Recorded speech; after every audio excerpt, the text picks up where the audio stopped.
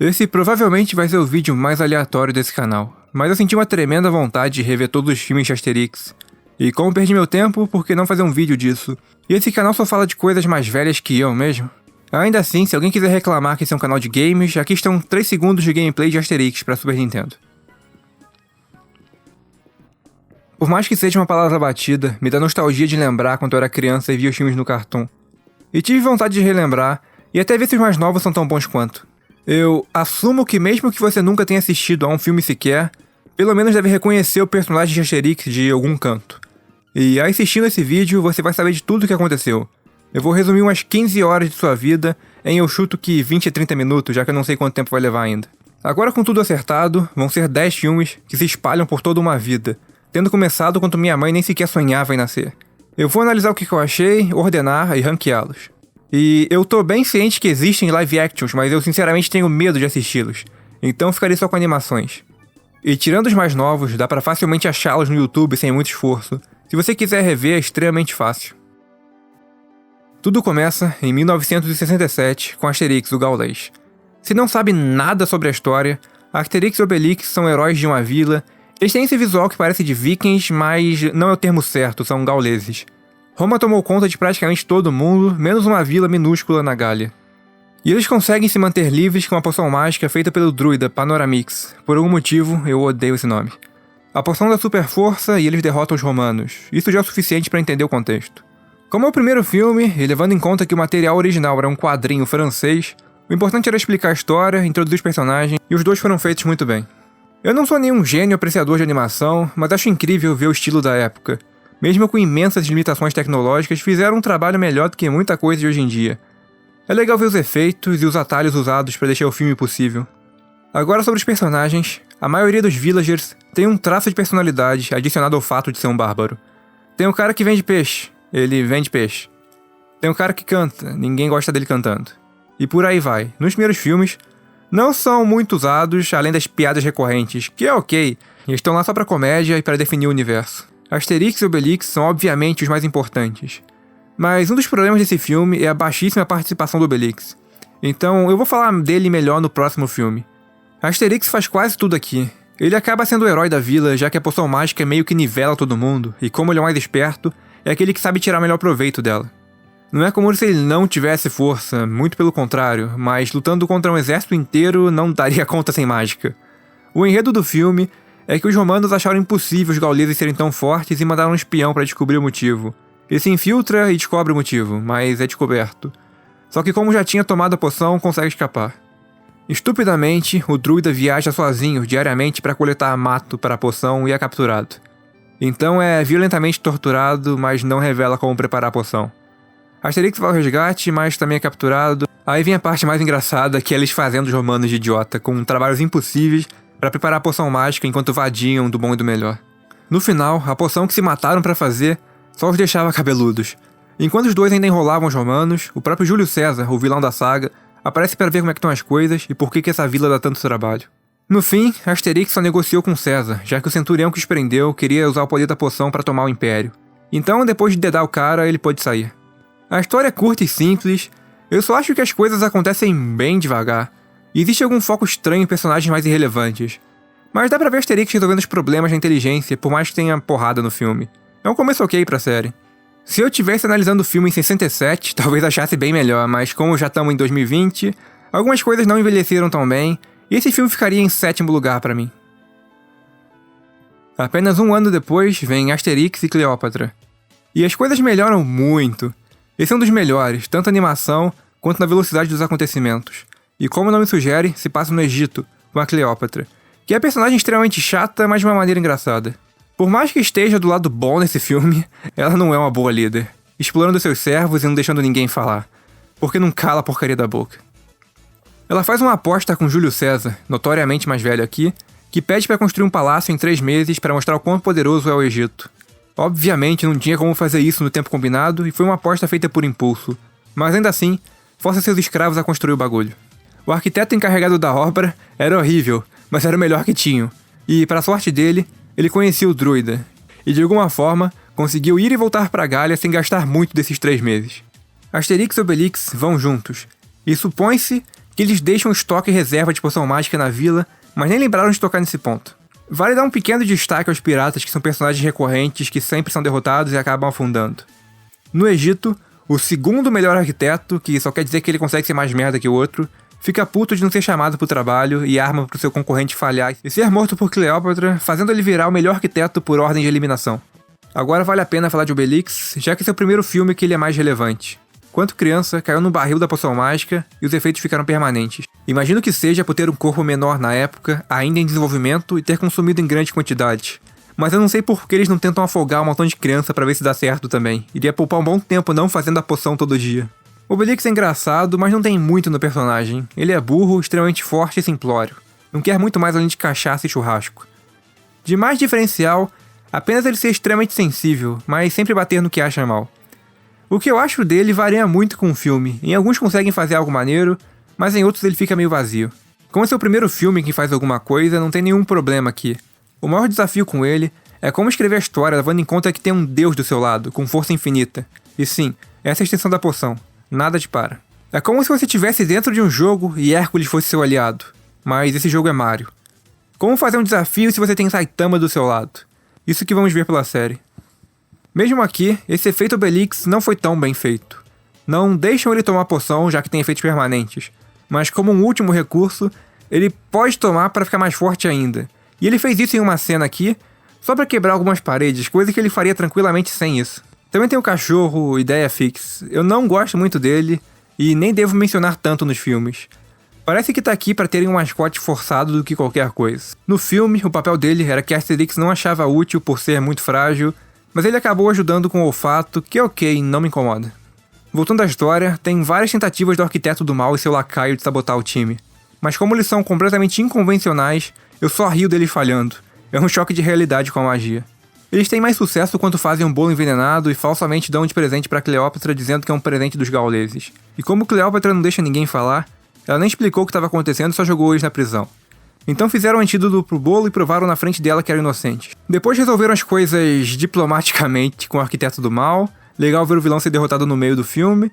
E depois a obra vai a todo vapor, chegando aos ouvidos de César, que tenta trapacear enviando suas tropas, mas Cleópatra descobre e o plano falha. Por mais que tecnicamente eles não colocaram nenhuma cláusula na aposta que um não podia sabotar o outro. E assim, tudo acaba bem. César perde a aposta e só isso, ele não tinha nada a perder nessa. Esse filme é uma óbvia melhoria e um dos melhores em humor e piadas. Tem algumas coisas estranhas, como músicas que vieram do nada e não combinam com a série. Tem uma sobre cerveja que eu achei tão ruim que eu só consegui avançar. E uma do veneno que eu gostei. Assim, esse foi um filme que eu com certeza vi quando criança e valeu muito a pena rever. Fica em quinto lugar. E em terceiro, veio Os 12 Trabalhos de Asterix, quase uma década depois, em 76. Esse também é um dos melhores, e o segundo que eu mais me lembrava, trazendo boas memórias da minha infância. E como eu já expliquei todo o background da série, as análises serão um pouco mais rápidas agora. Uma coisa que eu entendo, mas me incomoda um pouco, é a inconsistência na dublagem. De um filme pro outro, a maioria das vozes muda, mas é algo que eu tenho que aceitar, já que cada filme se passa quase uma década depois do outro. Esse é o primeiro que se foca um pouquinho mais na vila, mostra os personagens e tal, mas ainda não serão significantes para a história. A ideia é que de tanto apanhar, os romanos começaram a achar que eles não eram mortais e sim deuses. César propôs um desafio, cumprir 12 tarefas que apenas deuses seriam capazes de cumprir, e em troca lhe daria as liberdades. Esse carinha é o juiz, e deve ser quem mais me faz rir nesse filme. Ele parece completamente morto e sem vida por dentro, além de muito bem dublado. As tarefas variam um bocado, algumas só ativando a poção mágica e pronto, tudo é resolvido. Tipo correr com o cara mais rápido do mundo. Mas outras são bem interessantes, como o lutador alemão, que não era só forte, mas tinha muita técnica, e a força bruta de Obelix não adiantava contra ele. E é basicamente esse tipo de fator que eu esperava, para nulificar a poção, já que com a técnica um artista marcial pode vencer, sendo mais fraco. Os trabalhos que não envolvem força física acabam sendo os mais interessantes por motivos óbvios. Eles são tentados por amazonas, hipnotizados por magos, e numa das melhores cenas de toda a franquia, enfrentam seu pior inimigo: burocracia. Sério, o inimigo que os deixou no pior estado não foi César, e sim a burocracia infinita para pegar um documento, sendo empurrado de setor em setor, ao ponto da loucura. Olha essa cara, vai dizer que não é a cara de quem só quer morrer. Por sorte, eles descobriram como usar a burocracia contra ela mesma e escapar. Infelizmente, o filme cai um pouco de qualidade no final. Os últimos trabalhos não são tão interessantes, e tudo termina numa batalha no Coliseu. Só que eu me pergunto, o que César esperava com esse último trabalho? Se enviar um batalhão inteiro por dia não estava dando conta, imagina meia dúzia de escravos e alguns leões. No fim, César se aposenta e a Gália tem sua liberdade. Mas ou ele mudou de ideia muito rápido, ou esse é o último filme cronologicamente. E também vale lembrar que esse foi o único filme não baseado em nenhum quadrinho, por isso esse final meio estranho. Talvez dê pra dizer que seja um filler de Asterix. Ainda assim, é um filler muito bom e fica em segundo lugar. Asterix e a Surpresa de César, quase outra década depois, em 85. Esse é um na casa dos mais ou menos. Eu nem me lembro de ter visto antes, mas se saiu na TV, dificilmente eu perdi. Não é muito marcante e eu acabo confundindo cenas com outros filmes. Indo direto ao ponto, César queria fazer o maior espetáculo do mundo, com escravos de todas as regiões. Isso inclui a Gália. E obviamente o encarregado pensou: cacete. Por outro lado, eu me surpreendi com Obelix se apaixonando pela sobrinha do chefe da vila. Até então, eu achava que ele era só um gordo impotente, mas quem diria, ele é só gordo. Só que por azar, ela já tinha um homem, e não é como se ele fosse ter muitas chances mesmo assim. O casal vagava sozinho, sem proteção, e foi capturado. Depois enviado pra bem longe no mundo, forçando os heróis a ir atrás. E de destaque, eles acabam se tornando soldados romanos secretamente para poder serem enviados para as bases. O que faz sentido, já que eles não sabiam exatamente a localização. No fim, eles vão parar em Roma para aquele grande espetáculo. Eles perdem a poção, e a missão do cachorro no filme foi de recuperá-la, sendo que Obelix poderia resolver tudo sozinho de qualquer forma. E tudo termina da mesma forma que o filme passado, em um porradeiro no Coliseu. Tem uma cena estranha no fim, que Asterix ganha um beijo no nariz da garota, mas faria 1000 vezes mais sentido se fosse com Obelix, pelo arco que ele teve no filme. O casal fica junto e o gordo supera a perda. Enfim, é um filme mediano, onde não acontece muita coisa, e fora as cenas esporádicas fica na média. E como eu gosto da maioria dos filmes, a média dá uma baixa posição, 8º lugar. Novamente perceberam que não era preciso esperar 10 anos para lançar uma animação, e no ano seguinte, em 86, veio Asterix entre os Bretões. Infelizmente, esse é o pior até aqui. Dos 10, eu só não gostei de 2 filmes, e esse é um deles. Um certo ponto eu até dormi. Os Bretões são da Grã-Bretanha, e como o filme limita, dá pra chamar de os ingleses. E acaba tendo um grande humor focado em cima dos ingleses. E pior, a visão dos franceses sobre o humor inglês. É como se você fosse assistir um filme brasileiro fazendo piadas de argentinos, mas você é holandês. O humor aqui, sinceramente, não me agrada, já que eu não ligo pra Inglaterra. Talvez se você tiver alguma conexão ou relação com o país, você ache melhor.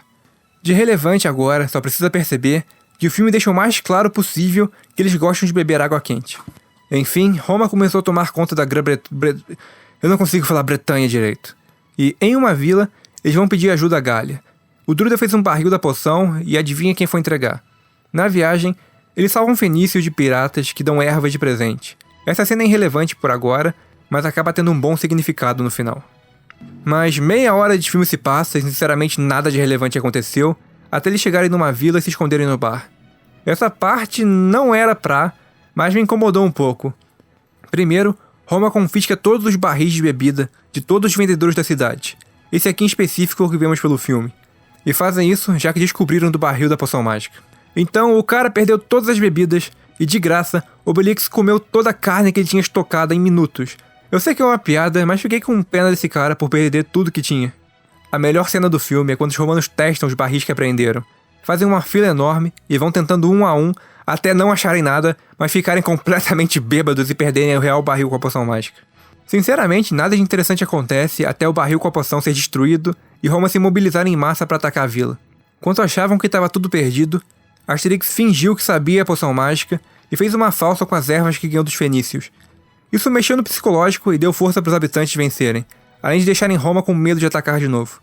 As ervas na água quente acabaram virando chá, que os ingleses são viciados e fim. Outro ponto negativo é que aqui Obelix podia resolver tudo só andando em linha reta. Eles não dão a sensação de risco que o filme tenta dar, porque não contornaram a força infinita dele. Então, o filme fica em nono. Asterix e a Grande Batalha, de 89. Por algum motivo, eu não achei por nada esse filme em português. E eu sei que existe porque vi quando criança. O único rastro que eu encontrei foi um anúncio no Mercado Livre. Mas como eu não pretendo assistir esses filmes de maneiras legais, o máximo que consegui foi ver legendado em inglês do francês. E esse é mais um que fica na casa do mediano, mas é um dos melhores dos mais ou menos. É o primeiro que se foca um pouco mais na vila e não só na dupla principal. Foi o que eu achei mais engraçado até aqui, e conseguiram contornar bem o fato de Obelix resolver tudo sozinho. Outra coisa é que a partir daqui, os vídeos não são tão facilmente achados no YouTube, então eu vou ser um pouco mais cuidadoso para não tomar copyright no rabo. Imagens levemente aceleradas, invertidas e por aí vai. Obelix, sendo burro como sempre, tá com pedregulho no druida, com a melhor das intenções, o que causa amnésia e os deixam sem recursos mágicos. Enquanto tentam o curar, a vila fica carente de um sábio, até um velho estranho chegar e prever o futuro. Ele faz algumas previsões genéricas, e Asterix não vai muito com a cara dele, que sai da vila. Porém os habitantes, e em especial a mulher do chefe, foram cativados por ele e trocam presentes pelas suas previsões, até chamarem a atenção de Roma, que o capturou. As coisas melhoram muito nesse ponto, porque ele queria provar que era uma fraude, mas acidentalmente ele previa tudo certo. Até em um cara e coroa, que ele falou que a moeda não ia cair nem de um jeito nem de outro, e acertou. Ele falou para a vila que precisavam sair dali, mas era enganação, só para dar uma chance de Roma ocupar o lugar. Só Asterix que ficou para trás não acreditando nele. E não se esqueça, o druida tava doidão, sem memória e maluco, fazendo poções aleatórias praticamente. E uma delas contaminou o ar da vila, adoecendo os soldados que a ocupavam, acidentalmente cumprindo uma das previsões. E nesse ponto, o mago nem sabia mais se era uma fraude ou não. Depois de algum tempo, os habitantes falaram entre si e viram que algumas das previsões eram opostas entre si, o que seria impossível de ser verdade. E chegaram à conclusão que o cara só falava o que eles queriam escutar. E no fim, o druida recupera a memória, com outra pedrada, faz a poção para toda a vila, que dá uma coça nos romanos, bem na hora que o enviado de César chega para comemorar a ocupação. O legal do filme é o maior foco na vila, e mesmo que eu particularmente não ache ninguém espetacular lá, eles são engraçados e legais. Depois desse filme, eu consegui vê-los mais como personagens e não figurantes. 6º lugar para esse aqui. Asterix conquista a América, e não pense que estamos falando do Brasil. A data é 95 e finalmente eu nasci. Viva! Se trata de uma América mais rica, que daria retorno financeiro em fazer um filme sobre. Os Estados Unidos da América. Esse é outro dos bons. A ideia é que todos são terraplanistas, e já que não podem vencer na força, vão jogar na borda do mundo para um vácuo eterno. Eles sequestraram o druida, que não é nada particularmente difícil, ele tá sempre andando sozinho no mato. E vão de navio, atraindo Asterix e Obelix. Eles atravessam o mar, passando por dificuldades e chegam ao fim do mundo, até ficarem desolados porque o barco quebrou. Mas quando quase desistiam, descobriram o inacreditável: a Terra era redonda. Com um enorme continente à frente, eles exploram e interagem com os índios para resgatar o druida. Foi legal a parte, rolou um clima entre Obelix e a Índia e foi bem desenvolvido. Depois de acertarem as contas com um feiticeiro que os invejava, eles foram de volta para Gália surpreendentemente rápido, e Roma preparava um ataque.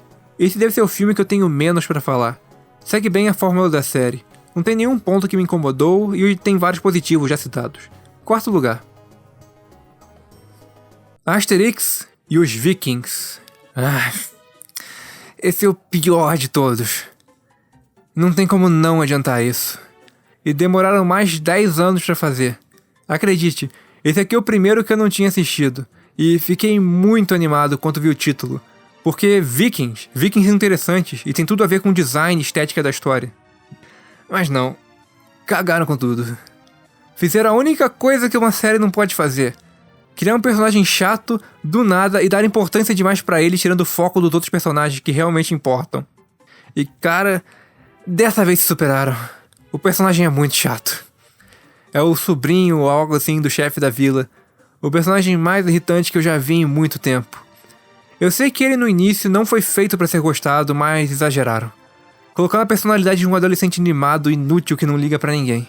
O enredo também não faz muito sentido. Eu não sei se é algum trocadilho em francês que se perdeu na tradução, mas os vikings queriam aprender a voar. Isso por um mal entendido com um sábio da vila que falou que o medo dava asas, e o chefe entendeu isso meio literalmente. Então precisavam achar o mais medroso de todos para ensinar a voar, como o filme chama o campeão do medo. Aí que vem nosso adolescente chato, que é rapidamente reconhecido como o maior medroso de todos. Ele é raptado e se interessa pela filha do chefe viking, que tem a pior dublagem de todos os tempos. Meus ouvidos sangram só de ouvir, e eu parei pra procurar e descobri o óbvio. Não chamaram um profissional, tentaram forçar marketing em cima de alguém famoso e não pretendo mencionar quem era. Ela queria ser uma guerreira, mas o pai dizia que ela não podia ser por ser mulher, ou alguma coisa mais ou menos assim, forçada pra agradar a feminista. Eu não lembro de todos os detalhes e, por favor, não me force a ver esse filme 2 vezes. Tem alguma coisa sobre o filho do feiticeiro da vila ser o personagem mais burro de toda a franquia e estar seguindo as ordens do pai para se casar com uma filha do chefe, só que ele faz isso muito mal e ele nem quer fazer isso. Aí a filha também fica puta com o garoto porque ele não sabe voar, sendo que se não tivesse mentido ele teria morrido, então acho que isso vale como uma desculpa plausível. E no fim ele meio que sem querer voa, aí o garoto se casa com a menina que ele conheceu uns 3 dias atrás, que maravilha. Eu nem sei se são maiores de idade, eu achava que não até essa cena. Se você se pergunta sobre Asterisco e Obelisco, que raio que eles fizeram nesse filme, a resposta é nada, eu acho. Dá pra tirar o nome deles do título e contar a mesma história. Ainda é uma porcaria de história, mas é uma história. Só seria estranho ir no filme chamado Eu os Vikings. O pouco que fizeram é ficar brigando como um casal da forma que deveriam ter tratado ou não tratado o garoto. Se tiver algo que salva são os cenários e talvez se for um fã de Viking seja maturável, mas definitivamente não é pra mim. Último lugar por uma galáxia de distância. Mantendo a média de um filme a cada quase década, vem de 2015 Asterix e o Domínio dos Deuses, com animação em 3D ao invés de desenho com mudança mais óbvia. Não traz a mesma sensação de antes, mas não me incomoda nem um pouco. Eu tava meio preocupado, levando em conta o fiasco com os Vikings, mas ainda bem que não, esse filme é ótimo. Só tem um ponto negativo que é melhor falar de uma vez. Ele não tem a mesma experiência e formato que as outras aventuras de Asterix. Anos atrás, eu tinha assistido esse filme e não achei nada de espetacular. Mas só porque eu não tinha visto nada da série em vários anos. Então, se você quer matar a saudade, não é melhor ir direto pra esse filme. É melhor pegar o ritmo com alguns mais antigos e aí sim vale a pena. Eu diria que o Domínio dos Deuses é mais inteligente que o padrão. Se você já jogou Civilization, ao invés de tentar ganhar por conquista, Roma tentou ganhar por cultura dessa vez. Absorver tanta cultura romana dentro da Gaulesa, que mesmo sendo tecnicamente livres, são dominados por Roma, pela dependência enorme que a sociedade tem sobre a nação maior. Agindo dessa forma, não tem poção mágica ou força que resolva. O filme ainda tem violência, só que é usada mais para conclusão do que desenvolvimento. Isso acaba tirando a maior fraqueza da série pra mim, que como mencionei diversas vezes nesse vídeo, Obelix pode resolver tudo sozinho. Mesmo que ele não seja lá o mais esperto, se algum dia ele decidir marchar em linha reta até Roma, vai acabar com todo o Império. Porém aqui, esse tipo de estratégia não funciona, e foi a vez que Roma chegou mais perto de ganhar. Vamos ao enredo. César decidiu construir condomínios cercando a vila para forçar Gália a se adaptar à cultura romana, então enviou escravos para trabalhar durante a noite. Como eles não queriam só bater nos escravos, eles decidiram zoar os romanos por um tempo. Qualquer estrago causado era consertado na manhã pelo druida. Isso continuou até ficarem de saco cheio e deram uma poção para os escravos se libertarem, o que foi um baita tiro no pé. Ao invés disso, eles negociaram sua liberdade e quartos no condomínio, já que viver como escravos fugitivos seria uma péssima ideia. Então, trabalhando sobre o efeito da poção, tudo acabou em um dia e o condomínio estava de pé. Como os gauleses não queriam só bater nos civis, tiveram que achar uma forma de os expulsar. Mas nada que fizessem era tão ruim como já era em Roma. Durante isso, como o único comércio que existia era na vila, romanos entraram para negócios. E como os preços eram mais caros na capital, isso despertou a ganância dos habitantes da vila, aumentando o preço e brigando internamente para lucrar. Até César fazer outra jogada e decidir dar um quarto no condomínio para cada família gaulesa, até que eles foram completamente engolidos pela cultura e estilo de vida romano. Por sorte, Asterix não caiu no truque e não se rendeu, defendendo a vila sozinho. E o local só não foi tomado porque cometeram o erro de chamar os habitantes do condomínio para verem a conquista. Aí o povo percebeu a merda que estava fazendo e tudo termina como de sempre, em um massacre entre a vila e os romanos na frente de César, que só pode recuar. Eu nem mencionei, mas também tem um destaque numa família romana que interage com Asterix e Obelix. Eles ajudam, são engraçados e não tem destaque demais. São, em conjunto, até aqui, meu personagem favorito que aparece em um único filme. Então, esse foi muito bom e o melhor filme de Asterix pra mim. E o último é Asterix e o Segredo da Poção Mágica de 2018 e por ordem de eliminação o terceiro melhor. Esse tinha potencial para ser o primeiro colocado, mas tiveram alguns elementos que me desagradaram um pouco. Eu diria que foi o filme que mais me entreteu. Mudaram o suficiente para dar um novo ar, sem ser completamente diferente como o Domínio dos Deuses. Você vai ter a mesma experiência de 50 anos atrás, com um enredo mais desenvolvido e com uma história com mais personagens. O filme dá destaque ao que era mais curioso e tinha menor destaque, o druida Panoramix. Por exemplo, eu sempre me perguntei se existiam outros druidas, se só ele conseguia fazer a poção, o porquê de não espalhar pra todo mundo, ou de usar pra destruir Roma. O filme não responde tudo diretamente, mas é o suficiente. O mais importante é, existem druidas, mas a maioria é terrível no que faz e mal consegue terminar uma sopa de legumes. Tudo começa com ele caindo da árvore e vendo que tá ficando velho, e tem que passar o segredo da poção adiante. Então chama o conselho dos druidas pra avisar isso. Como o Panoramix quer dar uma chance pra todos os druidas da Gália, ele vai de cidade em cidade, vendo que os novatos são capazes, a maioria sendo horrível. Só que durante o conselho, ele encontrava um rival barra amigo de infância. Os dois eram gênios que criavam novas técnicas para o druidaísmo e puxavam o limite do que era possível. Até competirem em um torneio para ver o melhor. O vilão, Sulfurix, fez uma magia de fogo que é bem avaliada. Então Panoramix chocou a todos com a técnica mais bela e incrível já criada. Só que ninguém achou um uso para empilhar um montão de pedras e os juízes decidiram que uma magia inútil não pode vencer e o rival ganhou. Mas a partir dessa vitória, nada deu certo para ele. Ele não conseguiu evoluir a carreira com sucesso ou desenvolver a magia, caindo no fracasso. Enquanto Panoramix crescia para ser o mais respeitado de todos, o que levou o rival a se afastar cada vez mais da humanidade e trabalhar com magia negra.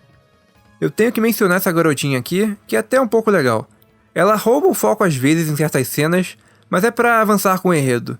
Ser alguém que não sabe de nada para forçar os outros a explicarem coisas. O importante agora é saber que ela parece ser uma inventora. Os homens vão numa jornada procurando o aprendiz, enquanto as mulheres, estocadas de poções, cuidam dos romanos. Isso supõe-se que levou semanas ou meses, até verem todos os péssimos druidas. Incluindo esse cara que é literalmente Jesus, mas não se sinta ofendido, ele era um dos melhores. Mas o melhor de todos era o último a ser visitado. E uma das coisas que eu mais odiei foi a forma como trataram ele pelo filme. Enfim, Sulfurix o treinou para ganhar confiança e fazer seu escolhido, criando um feitiço que não tinha uso nenhum, obviamente. Eles voltaram bem a tempo, já que o estoque de magia estava para acabar, mas por questões do enredo, o druida não estava por perto, então o jovem teve que fazer. Mas deu o mole de preparar junto com o vilão e a garotinha. Ainda assim, Panoramix já tinha percebido antes que tinha algo errado e não falou o ingrediente secreto. Aí Sulfurix saiu misturando tudo até a poção ter efeitos monstruosos nele, transformando num titã. Daí, Panoramix teve que dar o último ingrediente à garota, que já tinha visto como fazer o resto. E ela conseguiu preparar. Enquanto isso, ele usava a magia que julgavam inútil para montar um mecha romano. E assim, tudo acaba com esse combate. Em geral, o filme fecha a maioria dos arcos, só que eu tenho duas observações. Eu notei logo de cara que a menininha iria virar sucessora. Porém, o filme mostra ela como uma inventora, não uma pocioneira. E por mais que os dois trabalhos requeram curiosidade, não é bem a mesma coisa. E o que mais me tirou foi o tratamento com o aprendiz, que era disparado o melhor druida da geração e tinha um potencial enorme, além de ter sido escolhido, tecnicamente. Mas no fim, ele só fez papel de palhaço e ouviu de seu ídolo que era melhor recomeçar tudo do zero. Tudo bem que ele errou em mostrar como fazer a poção, mas, pô, esse erro foi causado por inocência, nem maldade. Ele se mostrou o mais competente entre os druidas e o melhor para ser um aprendiz, e olha a expressão que ele teve no final. Eu não sei exatamente porquê, mas senti muita pena por ele. Talvez fosse meu filme favorito se não fosse por isso, pelo menos em segundo lugar. Mesmo com esses asterixos, ainda é muito bom. Dá pra pôr Sulfurix, Telefenix e Pactine, meu Deus, o nome dela é horrível, como melhores personagens de um filme único. E é isso aí, terceiro lugar, fechamos a lista, eu já tô cansado de falar. O que eu acho do futuro da série? Bem, tem vários quadrinhos não adaptados ainda, então acho que material não seja o problema. Se manterem a média de quase um filme a cada década, em 2027 deve sair alguma coisa. Levando em conta que dos 3 melhores filmes, 2 deles foram os últimos 2, eu me animaria. As únicas coisas que eu acho que faltam pra mim, e leva em conta que eu não leio os quadrinhos, seriam mais coisas sobre o passado da vila e dos heróis, e mais envolvimento de Asterix e Obelix. Eles como heróis são personagens muito estáticos que mal se desenvolvem entre os filmes, especialmente Asterix. Mas resumindo, tem muita coisa pra fazer com a dupla ainda e ficaria ansioso pra qualquer dia poder ver de novo. Então é isso aí. Espero nunca mais ter que falar de filme de novo. Eu sou Matheus Sardinha, até a próxima, valeu!